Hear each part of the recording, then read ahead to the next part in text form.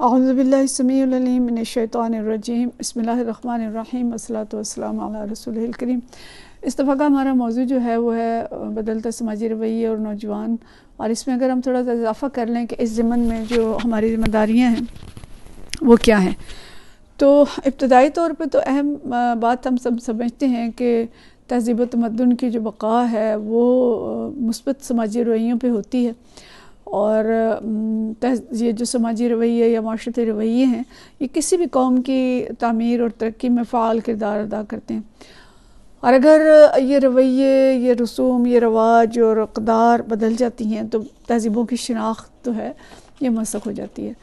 तो इब्तदाई तौर पे हम जैसे प्रेजेंटेशन के शुरू के हिस्से हैं इस पर आप सब गुफ्तगू कर सकते हैं कि मुस्लिम माशरे किस तरह से अक़दार की बहरान के ज़द में है इस वक्त, और फिर माशरती रवैये किन चीज़ों से परवान चढ़ते हैं, कौन सी चीज़ें उसको डिक्लाइन करती हैं या कौन सी चीज़ें उन रवैयों को परवान चढ़ाती हैं। उसमें नज़रियात हैं, तौहीद नज़रिया या इल्हाद है, मादियत है, क्या है। और फिर तरबियत निज़ाम किसी कौम का कैसा है, और वो कौम ग़ुलाम है या सरदार है, या उसके जो हालात हैं वो भूख और अफलास का शिकार है, या किस तरह की उसकी जो मतलब उसका माशी हालात और दीगर हालात जो हैं वो किस तरह के हैं। तो ये चीज़ें हम बयान करेंगे। और फिर नबी करीम सल्लल्लाहु अलैहि वसल्लम की तशरीफ़ आवरी किस तरह से अक़दार की तब्दीली का बायस बनी, ये हम बहुत अच्छी तरह से बयान कर सकते हैं। इबादात किस तरह से इंसानों की तरबियत का ज़रिया बनी और बनती हैं। और फिर अहम बात यह है कि हर दीन का एक शियार होता है और इस्लाम का शियार हया है। ईमान की 60 से कुछ छुपर शाखें हैं और हया भी ईमान की शाख है। इसको हम अच्छी तरह से डिस्कस करेंगे। और फिर ख़ानदान को डिस्कस करेंगे कि इस्लाम ने ख़ानदानी निज़ाम को इस्तवार किया, और तर्ज़ तमद्दुन के अंदर ये बहुत अहम बात है कि ख़ानदान और निकाह पाकीज़गी का ज़ामिन है। माशरती और इनफरादी पाकीज़गी दोनों इसके बायस होती है। और इस्लाम में बग़ैर निकाह के जो ताल्लुकात हैं उनको हराम करार दिया गया। 4 शादियों की इजाज़त दी गई। शोहर इम्पोर्टेंट है तो बीवी को दूसरी शादी की इजाज़त दी। लेकिन पाकीज़ा माशरती ताल्लुकात में जो शादी के बाहर के ताल्लुकात हैं, गर्लफ्रेंड है, बॉयफ्रेंड है, या कुछ और है, या किसी और नौइयत का ख़ानदान है जो औरत और मर्द के अलावा किसी चीज़ पर मुश्तमिल हो, तो उसकी कोई गुंजाइश नहीं है। फिर अपने माशरे की हम कुछ अक़दार, साबका इक़दार की बात करेंगे, है पर्दा, बुर्का, और बड़ों का अदब, और छोटों पे शफ़क़त और वग़ैरह, इन सारी चीज़ों की हम बात करेंगे। फिर अक़दार बदलती कैसी हैं, कुछ तज़किरा इसका करके, और फिर जो कुछ हमारे बरसग़ीर के अंदर हुआ अंग्रेज़ के आने से, कि किस तरह से निज़ाम तालीम बदला और क़वानीन बदले और कौम को ग़ुलाम बनाया, और उसकी वजह से आज की तालीमी याफ्ता नस्ल जो है वो कहाँ खड़ी है और किस चीज़ की दिल दादा है। तो इसको हम बयान करेंगे। मीडिया किस तरह से असरअंदाज होता है अक़दार की तब्दीली पे इसको भी हम बहुत अच्छी तरह से आज के हालात में बयान कर सकते हैं। आज के ख़ास जो अहदाफ़ हैं वो इस्तेमारी ताकतों के और UN के भी हम कह सकते हैं, वो औरत, ख़ानदान, नौजवान, उल्मा और हमारा मुक़्तदर तबका है जिसको साथ मिला के कानून साज़ी की जाती है। कानून साज़ी पे भी कुछ गुफ्तगू कर लें, किस तरह से ज़िना की तारीफ़ बदल दी गई, हुदूद ऑर्डिनेंस बदल दिए गए, और क्या कुछ जो है बदला जा रहा है। तो असल बात जो है कि ये शैतानी एजेंडा है, तहज़ीबों की जंग है, और खुदाई साख्त में रद्द-बदल की बात जो शैतान ने की थी सूरह निसा आयत नंबर 119 की रोशनी में, कि मैं उन्हें हुक्म दूंगा और मेरे हुक्म से वो खुदाई साख्त में रद्द बदल करेंगे। तो खुदाई साख्त में रद्द बदल क्या है इस पे हम गुफ्तगू करेंगे। और फिर ये हदीस जो फितनों के बारे में है, ये हदीस पढ़ के तो आज के जो हालात हैं इसकी थोड़ी वजाहत करेंगे। असर हाज़िर के फितने क्या हैं, तो बड़े फितने तो मादियत परस्ती है कि हर चीज़ जो है पैसे के गिर्द घूमती है। खा तालीम है, उसका मकसद भी सिर्फ पैसा कमाना है। हुकूमत है तो जो कुछ हुकूमती अरकान करते हैं, जो कुछ सियासतदान करते हैं, और इवन ख़ानदान की तश्कील अगर होती है तो उसमें भी कोई दीनदारी, नेकी या वो चीज़ें नहीं देखी जाती, बल्कि एक ही चीज़ देखी जाती है कि लड़का कितना कमाता है और लड़की क्या करती है। तो इस मादियत परस्ती ने जो है माशरे की अक़दार को तबाह बर्बाद करके रख दिया। और फिर इल्हाद जो है वो इस वक्त का बहुत बड़ा चैलेंज है मुसलमान मुल्कों के अंदर भी, कि मुसलमान घरानों में मुल्हिद पैदा हो रहे हैं।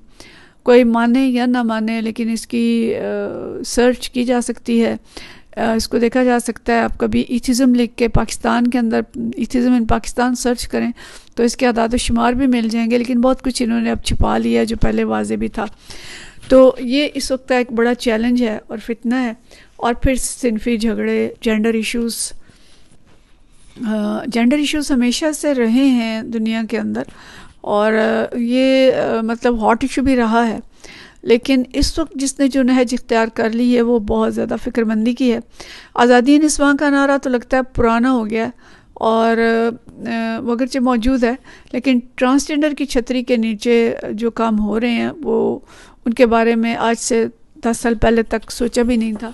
कहीं कहीं कोई दबी दबी आवाज़ आती थी, लेकिन पिछले 2-4 साल में ये छतरी बहुत मजबूत हो गई और इसके नीचे बहुत सारे ऐसे इश्यूज़ जो कि असल में ट्रांसजेंडर के इश्यूज़ नहीं हैं, उनको इसके अंदर शामिल कर लिया गया।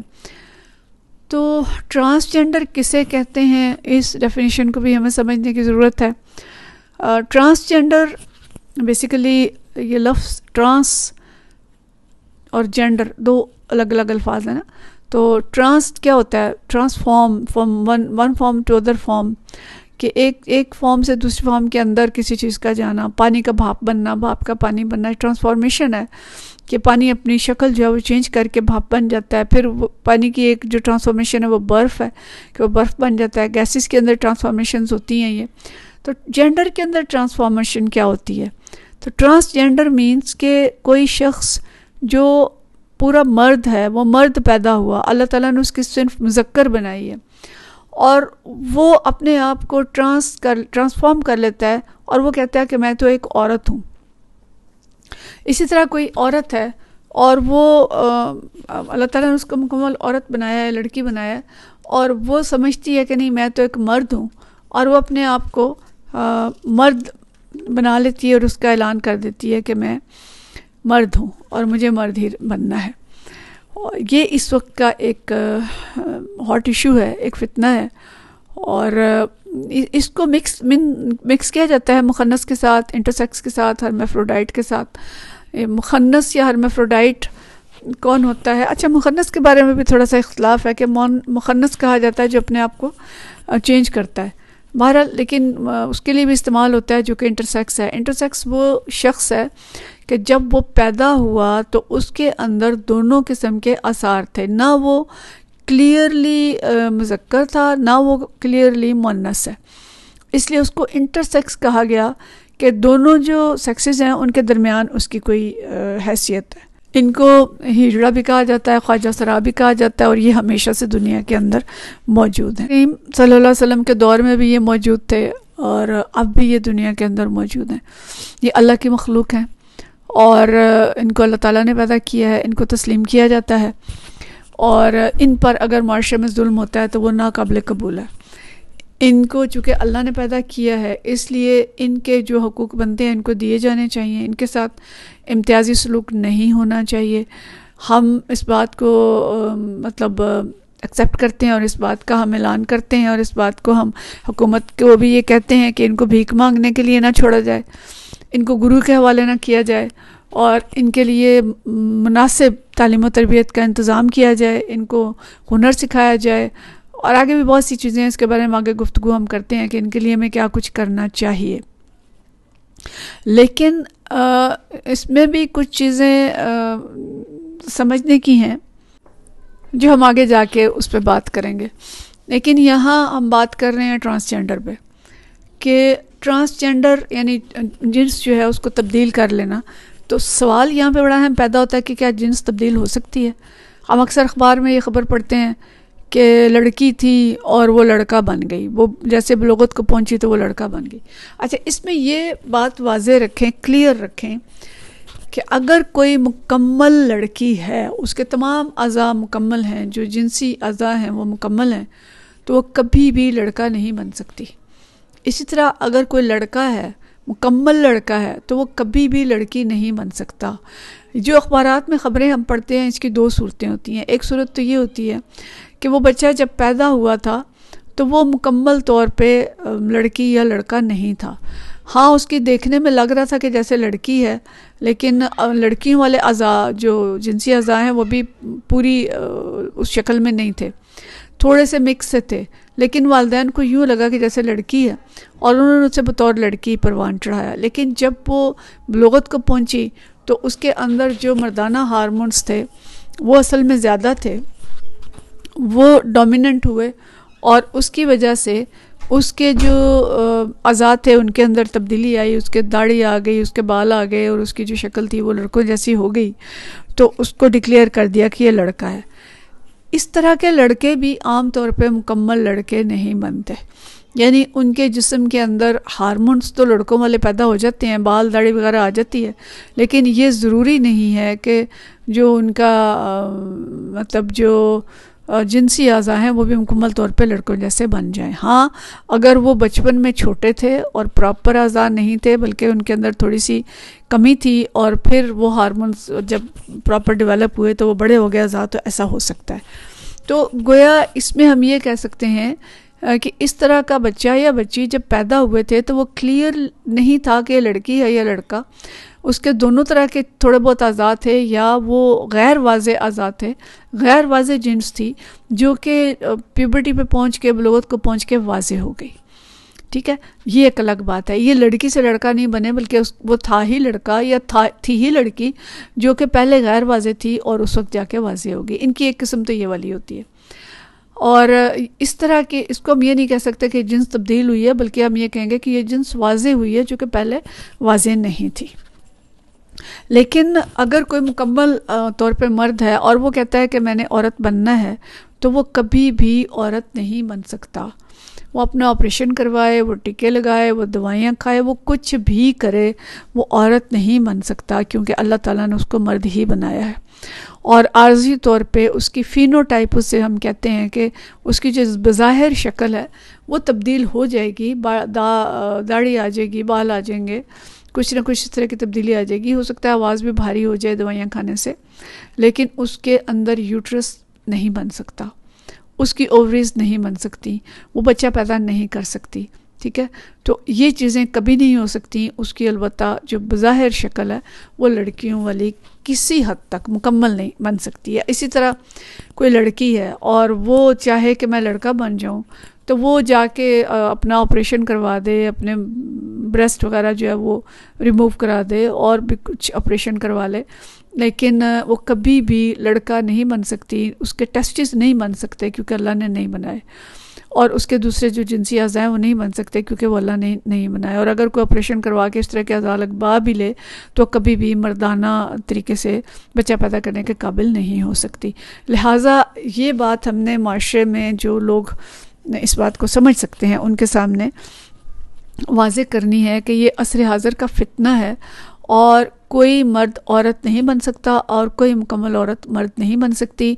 हाँ, सिर्फ वो ज़ाहिरन अपना हुलिया और अपनी चीज़ें तब्दील कर सकते हैं, असलन उनके जिन्स कभी तब्दील नहीं हो सकती। लिहाजा ये जो ट्रांसजेंडरिज़म है और जो अपने आप को तब्दील करके और ये बहुत सी हरकतें करते फिर रहे हैं, तो ये माशरे के अंदर ख़राबियाँ तो पैदा कर सकते हैं, और इनका दादोशुमार भी हमें तलाश करने चाहिए। और कभी अल्लाह करे मैं आपको पेश भी करूं दादोशुमार कि दुनिया में जितने लोग ट्रांसजेंडर बनते हैं, आम तौर पे इनका जो अंजाम होता है वो ये कि ये अपने असल जिन्स को जब खो देते हैं और फिर ये वो भी नहीं बन सकते जो ये बनना चाहते हैं, तो फिर ये डिप्रेशंस का शिकार होते हैं, फिर ये दवाइयाँ लेते हैं और ज़्यादातर एंटी डिप्रेसेंट्स पे होते हैं। और इसके बाद जो अगली स्टेज, अगर ये बहुत ज़्यादा डिप्रेशन में चले जाएं तो इनके अंदर ख़ुदकुशी की शरह जो है बहुत ज़्यादा है। तो पाकिस्तान के अंदर जो ट्रांसजेंडर्स हैं, ज़्यादातर हमें ये सड़कों पे जो भीखे मांगते नज़र आते हैं, इसमें बहुत कम वो हैं जो असलन इंटरसेक्स हैं। इनकी मेजॉरिटी वही होती है कि जो मर्द होते हैं और ये अपने आप को ट्रांसजेंडर डिक्लेयर करके और औरतों जैसे कपड़े पहन के अपने गुरु के हवाले कर देते हैं। और इनमें वो लोग भी होते हैं कि जो अपना ऑपरेशन करवा के अपने जो टेस्टिस हैं वो रिमूव करवा लेते हैं और फिर इस तरह की हरकतें करते हैं। लेकिन कुछ ऐसे भी होते हैं जो वाकई इंटरसेक्स हैं। तो जिन्स तब्दील नहीं हो सकती, ये हमें मालूम होना चाहिए और ये हम माशरे को भी बताएं कि ये जो कुछ हमें नज़र आ रहा है, बहुत सी ख़बरें हम पढ़ते हैं, वो सब की सब फेक होती हैं और या वो ऐसे अफराद पर मुश्तमिल होती हैं जिनका जेंडर जो है वो वाज़े नहीं था, जो PBT पे वाज़े हुआ। अब दुनिया के अंदर ये कवानीन बन रहे हैं कि अगर कोई शख्स अपने आप को समझता है कि मैं तो मर्द था लेकिन अब मेरे अंदर से आवाज़ उठ रही है कि मैं एक औरत हूँ और मुझे औरत हो जाना चाहिए, तो इस तरह की चीज़ें दुनिया के अंदर हो रही हैं। और बहुत सारे ममालिक में कानून पास हो चुका है कि अगर कोई जाके ये डॉक्टर से कहे कि कोई मर्द कहे कि मैं औरत बनना चाहती हूँ और मेरा ऑपरेशन कर दें, तो डॉक्टर पाबंद होगा कि उसके टेस्टिस रिमूव कर दे, उसके मर्दाना अज़ा रिमूव कर दे और उसको औरत बना दे।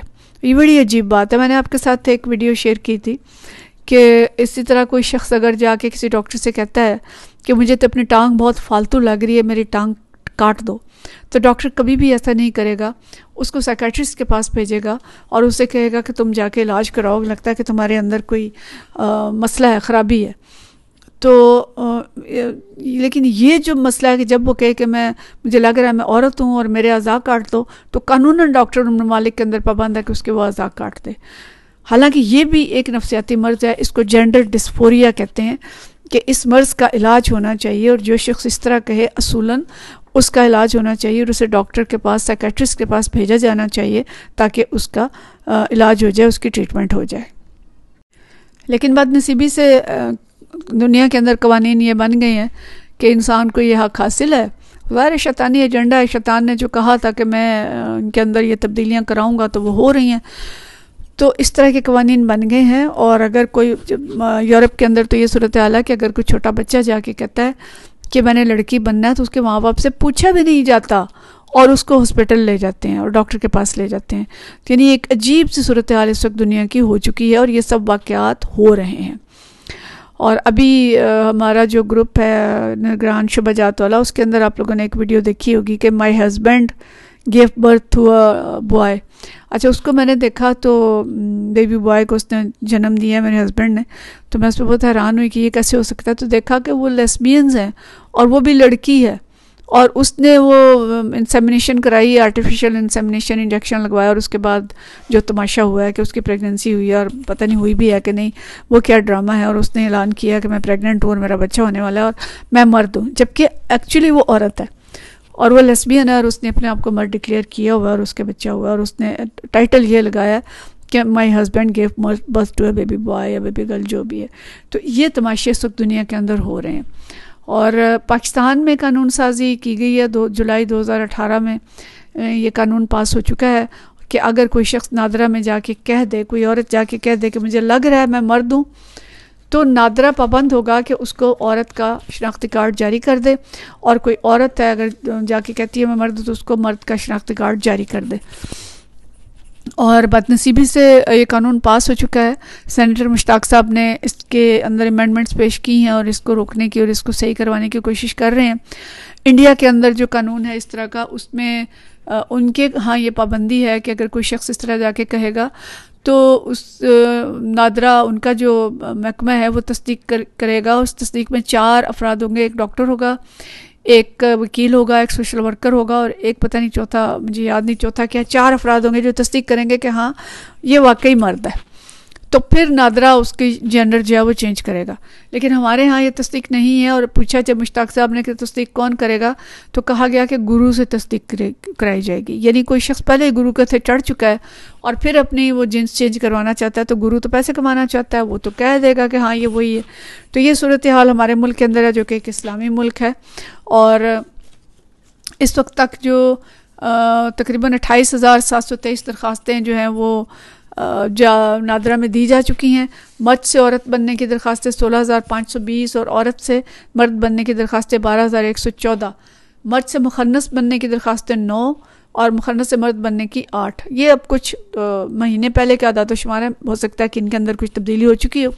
1,148 को शनाख्ती कार्ड जारी किए जा चुके हैं। तो अब ये तमाशा है जो दुनिया के अंदर हो रहा है। और अब ट्रांसजेंडर के एजाज़ में जो चीज़ यूएन से आई है वो ये कि अब चूँकि एक तीसरी जिन्स रिकग्नाइज़ की जा रही है, जो कि हमेशा से थी और उसका छुपी हुई इस सेंस में कि उसका एक एहतराम बाकी था। घरों के अंदर माँ बाप उसको पालते थे और बड़ी बड़ी खिदमतें भी ऐसे लोगों ने अंजाम दी हैं दुनिया के अंदर। तो लेकिन अब उनको चूँकि लिख दिया गया, उनका ऐलान कर दिया गया, तो अब उनके एहतराम में अब आप ख़वातीन नहीं कहेंगे, ख़वातीन हज़रात नहीं कहेंगे। अब जो लैंग्वेज यूज़ की जाएगी वो जेंडर एक्सक्लूसिव लैंग्वेज होगी, कि ऐसी लैंग्वेज यूज़ करेंगे जिसमें किसी जेंडर का वो इजहार ना हो कि ये मर्द है या औरत है। यानी आप चेयरमैन नहीं कहेंगे, चेयर पर्सन कहेंगे या चेयर कहेंगे, मैन काइंड नहीं कहेंगे, ह्यूमन काइंड कहेंगे, कांग्रेस मैन नहीं कहेंगे, लेजिस्लेटर कहेंगे। तो इस तरह की तमाम जो टर्मिनोलॉजी है उसको बदला जा रहा है। और आपको ये पता होगा कि कुछ अर्सा पहले पाकिस्तान की कौमी असम्बली में एक ट्रांसजेंडर जिसको बबली कहते हैं उसने खिताब किया है। वो असम्बली का मेंबर नहीं है, वो मुकम्मल मर्द है, सुना है, और उसने अपने आप को औरत डिक्लेयर किया हुआ है।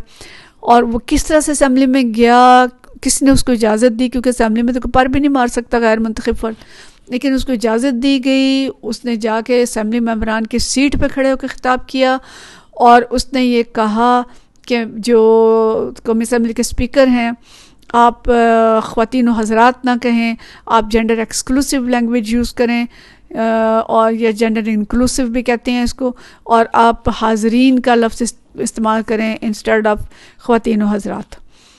तो ये यानी घिनौनी बात है कि ऐसे लोगों को असम्बली में जाने की इजाज़त दी जाए, और ना सिर्फ ये कि उनको इजाज़त दी गई बल्कि उस कानून को फ़ौरन ही पास कर दिया गया।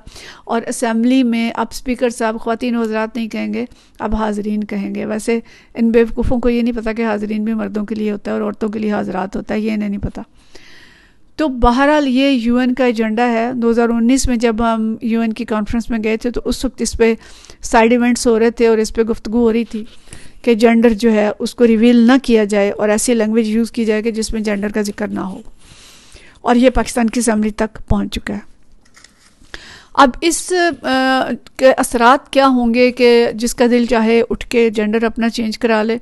मुश्ताक साहब ने इसको बहुत वाज़े अंदाज में बयान किया है। मैं आप सबसे कहूँगी कि मुश्ताक साहब की फ़ेसबुक उस पर जाएँ वॉल पे, और उसमें जाके उनकी तकारीर भी सुने, उनके जो पॉडकास्ट हैं वो भी सुने और इन चीज़ों को अच्छी तरह से समझें। सबसे पहले तो कानून विरासत बदलेगा कि अगर कोई औरत है उसने अपने आप को मर्द डिक्लेयर कर दिया तो वो ख़ानदान में, और नादरा ने भी उसको मर्द एक्सेप्ट कर लिया, तो उसके 2 हिस्से होंगे। और अगर कोई मर्द है और उसने अपने आप को औरत डिक्लेयर किया तो उसका 1 हिस्सा होगा। चीज़ ये है कि जो शैतानी एजेंडे में के जो जिनसे मुखालिफ के मुख्तस मकामात हैं वहाँ पे उनकी रसाई बहुत आसान हो जाएगी।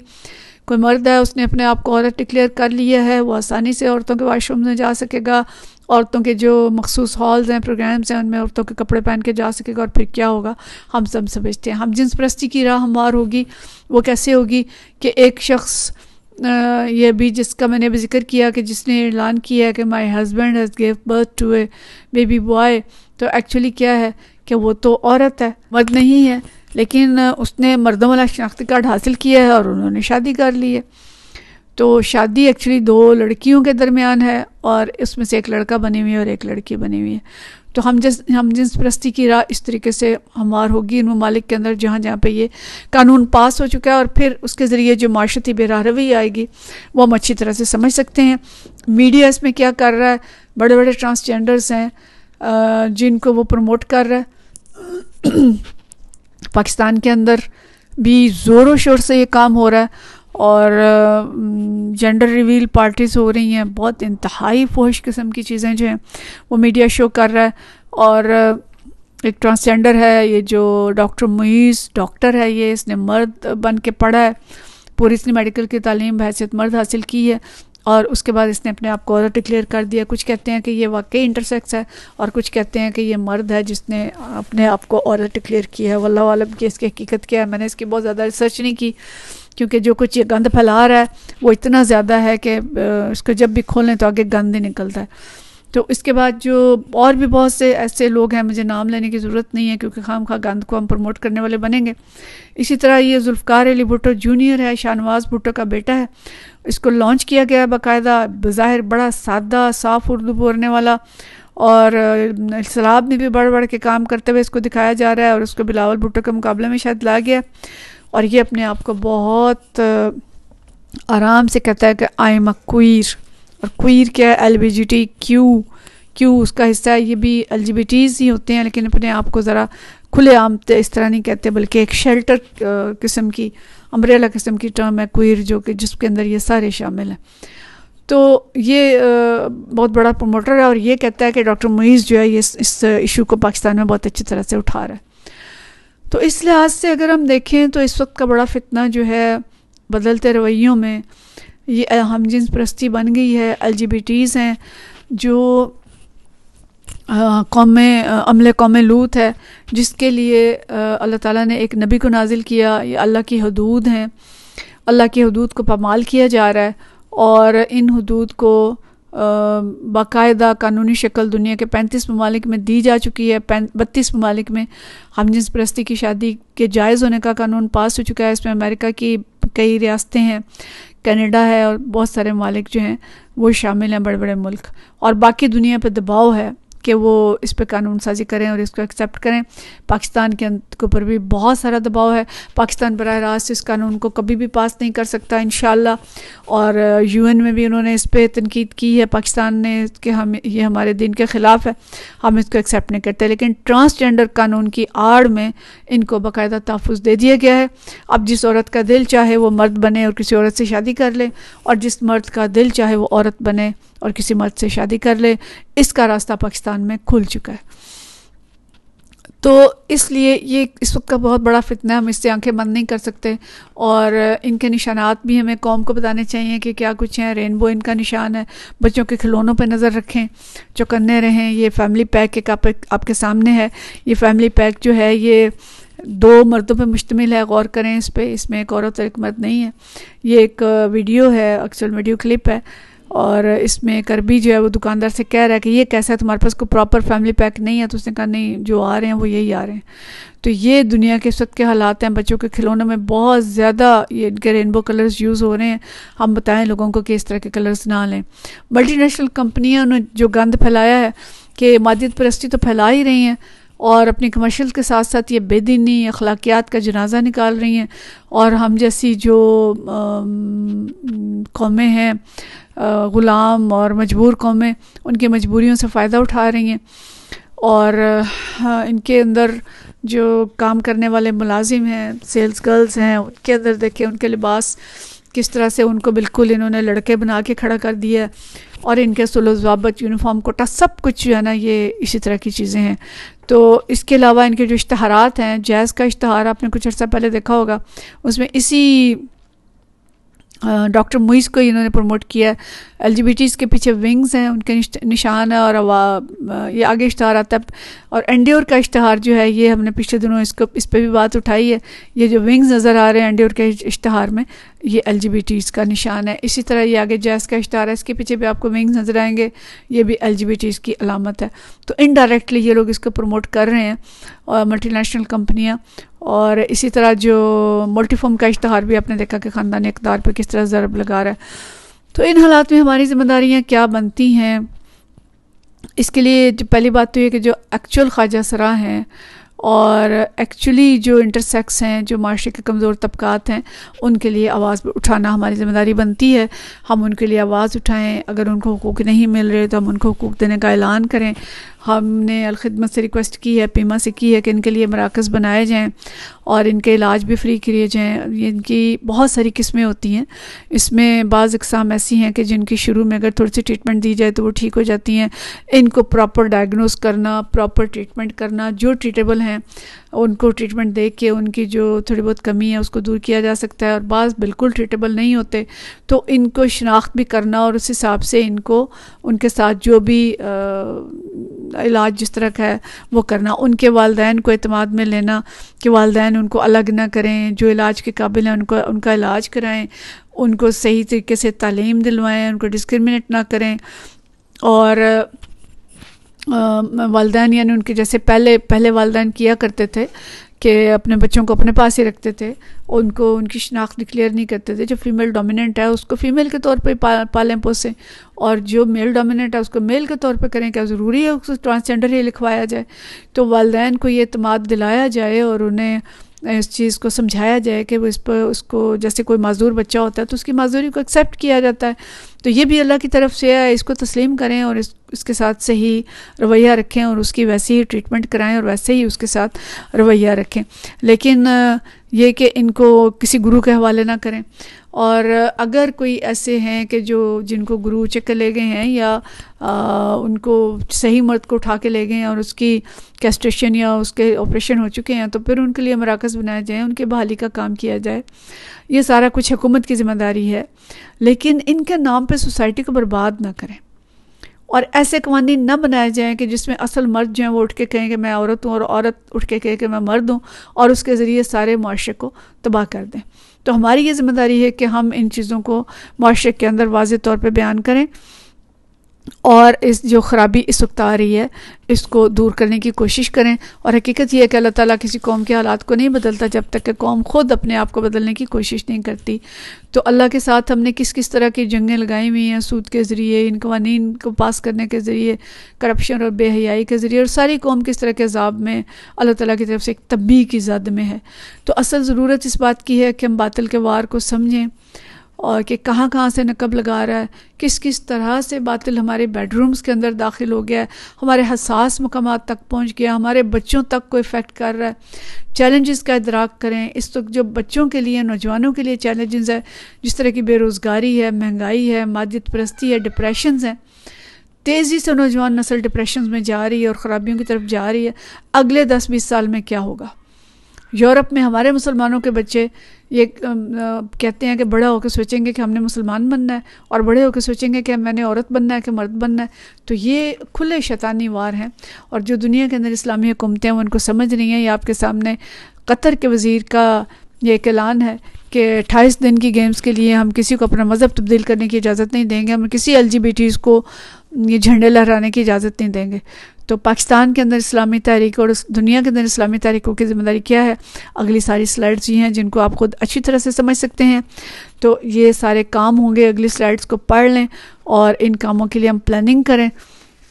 क्या हयात तहज़ीब इस्लामी भी हमने करनी है, कुरान का नूर लेके हाथ में खड़े होना है और तमाम जदीद ज़राए इस्तेमाल करते हुए इस नूर को हमने फैलाना है। माशरे में इस्लामी इक़दार को किस किस तरह से फ़रोग़ देना है, नौजवानों में दावत हमने किस किस तरीके से फैलानी है, किस तरह उन्हें शुक्र शुबात दूर करके इस्लाम पे फ़ख्र करना सिखाना है, माओं की तरबियत करनी है, निज़ाम तालीम किस तरह से दुरुस्त करना है और निज़ाम हुकूमत बिल आखिर दुरुस्त होगा तो तब्दीली आएगी। हमें इस्लामी पाकिस्तान, खुशहाल पाकिस्तान के लिए कोशिश करनी है। तो इस तरह से ये प्रेजेंटेशन सामने रख के इसके सफ़े आप खुलते जाएं और इंशाअल्लाह आप बहुत अच्छा इस दर्स को बयान कर सकते हैं। वाखिर दावाना अनिल हम्दुलिल्लाहि रब्बिल आलमीन। अगर इस ज़िमन में कोई मज़ीद सवाल ऐसा रह गया हो पूछने का तो आप मुझसे पूछ सकते हैं, मैं उसकी भी जवाब ऑडियो में आपको दे दूँगी इंशाअल्लाह। ठीक है जी। अस्सलाम वालेकुम रहमतुल्लाहि व बरकातहू।